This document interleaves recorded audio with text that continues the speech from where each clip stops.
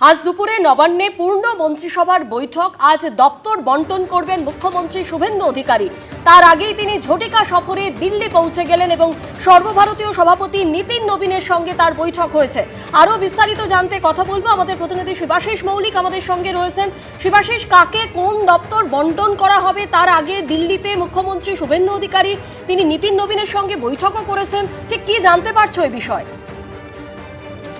দেখো স্বর্ণালী, শুরুতেই তোমায় বলি যে আজ যে দপ্তর বন্টন হবে তা সোমবার, অর্থাৎ লোকভবনে যেদিন ৩৫ জন মন্ত্রী তারা শপথ নিলেন সেদিনই কিন্তু স্পষ্ট হয়ে গিয়েছিল। একাধিক মন্ত্রী শপথ নেওয়ার পর তারা জানিয়েছিলেন যে আজ অর্থাৎ বুধবার দুপুর ১টা নাগাদ নবান্নে তাদের বৈঠকের জন্য ডাকা হয়েছে এবং সেরকমই কিন্তু এখন পর্যন্ত জানা যাচ্ছে যে আজ দুপুরে নবান্নে পূর্ণ মন্ত্রিসভার বৈঠক রয়েছে, যেখানে মুখ্যমন্ত্রী শুভেন্দু অধিকারী থাকবেন এবং যেমনটা দেখা গিয়েছিল যে ৯ তারিখে যারা শপথ নিয়েছিলেন শুভেন্দু অধিকারী সহ যে ৫ মন্ত্রী শপথ নিয়েছিলেন, ১১ তারিখে মন্ত্রিসভার বৈঠকের পর তাদের দপ্তর বন্টন হয়েছিল।